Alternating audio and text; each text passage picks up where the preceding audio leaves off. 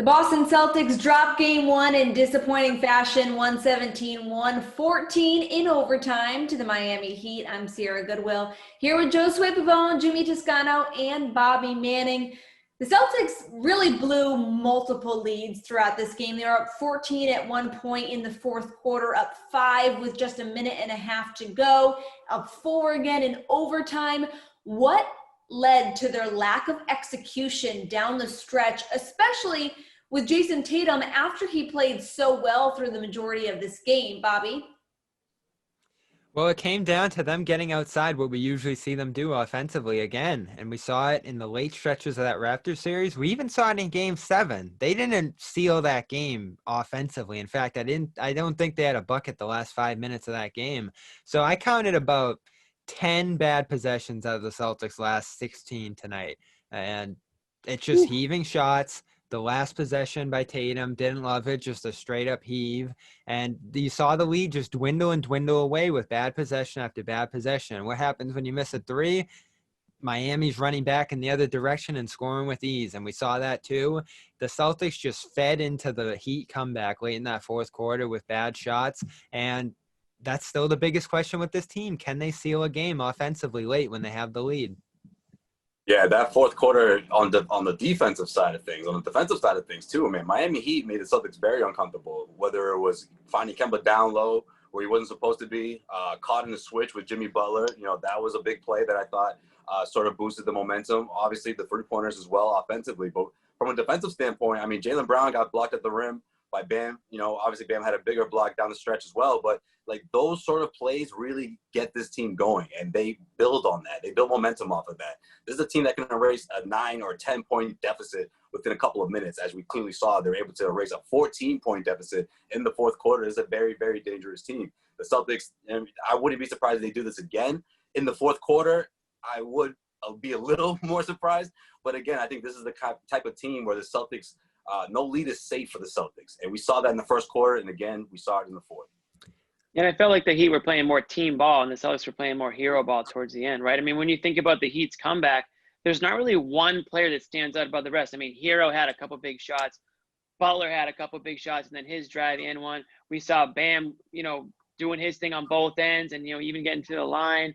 I mean, Jay Crowder had a great game. So the Celtics, I think they started to focus too much on maybe Tatum and Kemba, who's been struggling mightily, and Tatum, who I don't know what got into him late in that game, but he kind of got away from what he was doing well. And they just watched that lead slip away. And then I hated those last possessions by Tatum. And the fact that guys like Jaylen Brown and Marcus Smart, I mean, you can't really think of one thing those guys did down the stretch. I don't know if they were really given the opportunity. Yeah, you hated the shots that Tatum got at the end of regulation and end of overtime. Apparently he thought he got the looks he wanted. But like you said, a lot of ISO ball at the end, ball movement extremely lacking, something that the Celtics were doing really effectively throughout the majority of these playoffs. And then it kind of just came to a screeching halt in that fourth quarter. What needs to change? Do you place any of the blame, first of all, on Brad Stevens for kind of letting that happen and not drawing up better plays down the stretch and just trusting that Jayson Tatum is going to make the right decision at the end of the game? Yeah, they had a timeout before that. They come out of timeout 22 seconds, and they let 22 seconds go. I mean, we saw the Raptors use 0.5 seconds to win a game, never mind 22.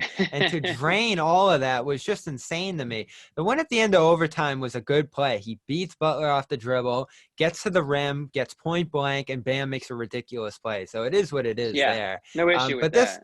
Some of this comes down to Brad, and, we'll get into Kemba a little bit too, but he could be doing a little more to free him, I think. And, you make a good point, Jimmy. Smart, Brown, not involved in those moments. Like, if you really want to, throw something that the Heat aren't expecting there, run a play for them, get some movement going. Like, I don't like seeing the Celtics do things in crunch time that they don't do all game long, and that seems to be what we're consistently seeing in those moments.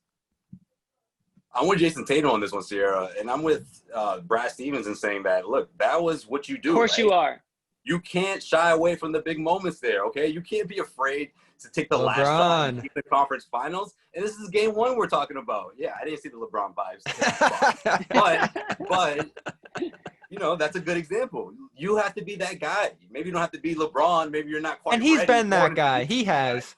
He has He been earned- that guy. Yeah. Right. Yeah. He's Listen. earned those opportunities, and I like his approach. Listen, if he was, pulling off of 1 foot, 3-pointer to win the game type of shot, I would hate it. But he was going to the rim. He did have one of those down the stretch. He went one-on-one. That's what you're supposed to do. You didn't get it this time. You got at least 4 to 5 more chances in this series to do it again. You're the top guy on this team. You're the go-to guy.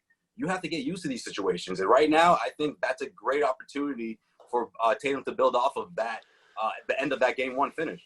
And you're right to a point. I mean, we've been on this show, and I've said many times, we want Tatum to be that guy. Tatum wants to be that guy. The Celtics need him to be that guy. So we can't really get all over him when he is trying to be that guy, and then it just doesn't work out. But I'm with Bobby in the sense where I hated that first shot where they just dribbled the clock down, basically standing in half court. When you dribble it down to 4 seconds, you've now let everybody know in the entire building and on the court what's going to happen here. So I'm not going to sit here and criticize Brad Stevens for that. He's a much smarter basketball mind than I am, but I have a feeling that he could probably get a little bit more creative, out of timeouts like that, and not, morph back to the early 2000s when that was kind of like what Paul Pierce did, like game after game after game, and we won't talk too much about those years. And John said it post game. Don't even get to that point. You're up 14. Close it with good possessions throughout the fourth. They didn't do that either. 10 seconds left.